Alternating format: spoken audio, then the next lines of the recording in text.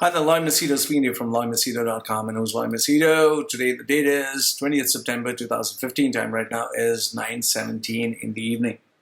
All right, I think I just want to address this question, although nobody has asked me.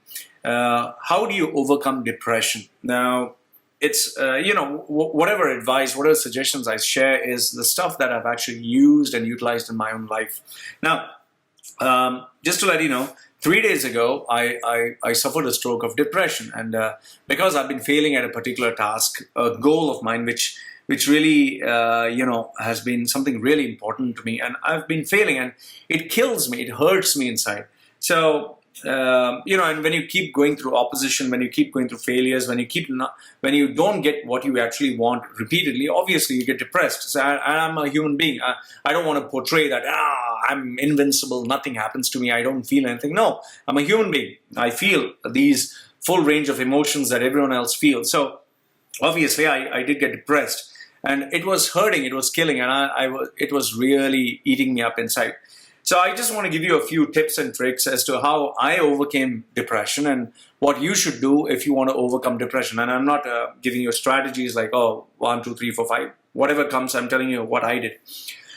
First and foremost is when you're depressed, obviously you need to be aware of the fact that you're depressed, because if you're not aware, you can keep doing whatever you're doing, and it can go back to worse. So first you need to be aware. And I was very much aware that, okay, I'm getting into the depression. I was very aware of it because I keep being true to myself. I keep understanding what my feelings are.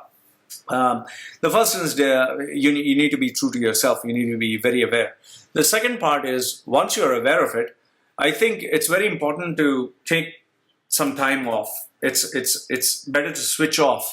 So you switch off from social media, you switch off from your phone, you switch off from emails, you switch off from talking to others.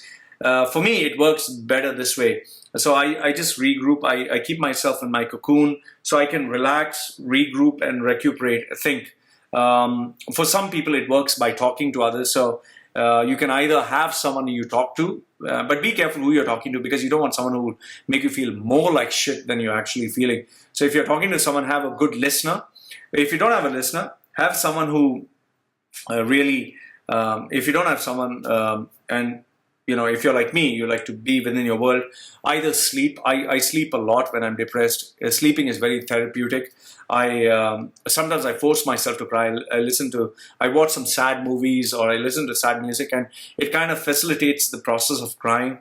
I kind of get into the deepest part of my feelings. I scan my emotions, and I let those tears come out. So it kind of cleanses me. It kind of heals me from within.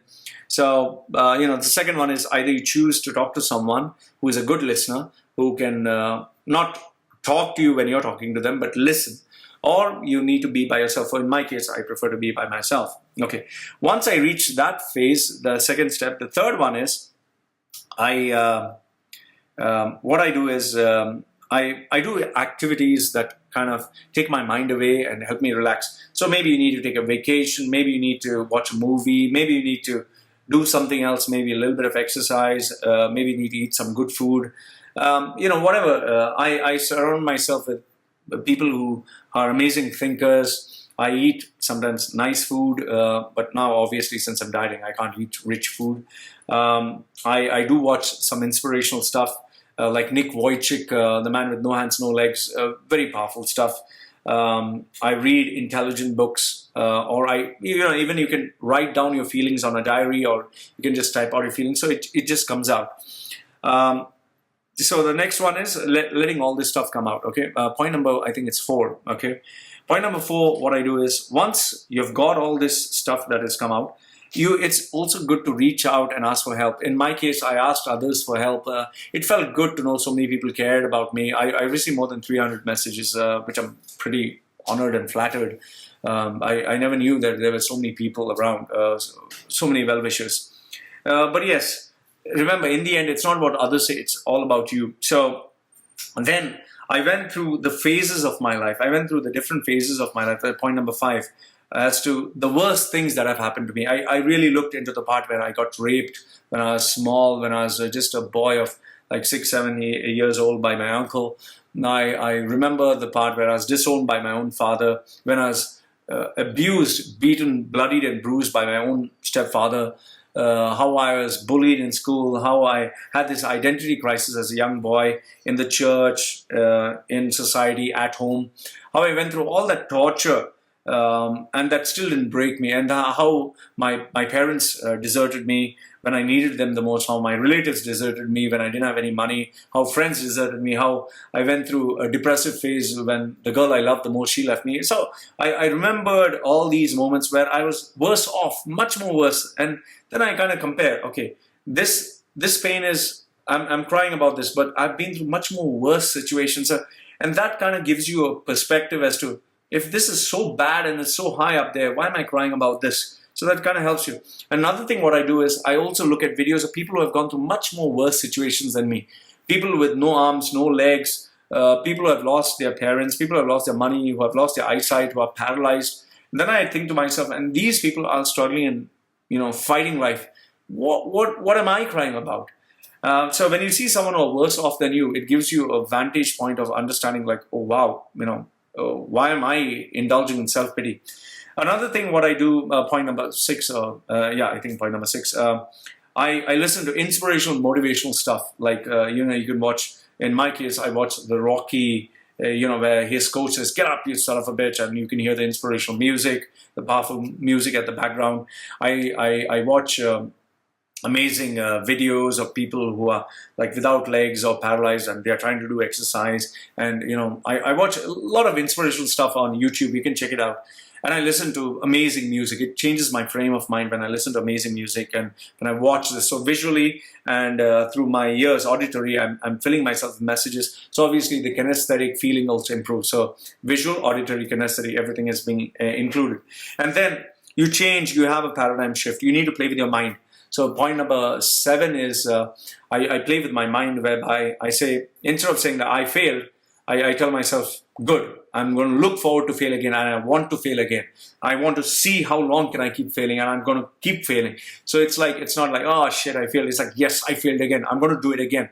So when you push yourself more and more and more, it kind of gives you the satisfaction. At least you're doing something rather than giving up. Point number 8, I would say, is you need to reevaluate your goals, and you need to know that it's not sometimes as much about winning and losing. But what matters is, are you still in the game? Are you still committed to your choice of achieving success and being who you are and doing what you want to do? And point number 9, I would just state that is, you just have one life. Remember, it's all about having one life. Just enjoy it. Have fun. There will be moments where you're up. There will be moments where you're down. But that's not the end of the world, So in my case, I look back on my life and I know that I've failed so many times, but I'm not going to give up. And I'll tell you, point number 10 is just get back into the game, because you cannot give up. You just cannot give up.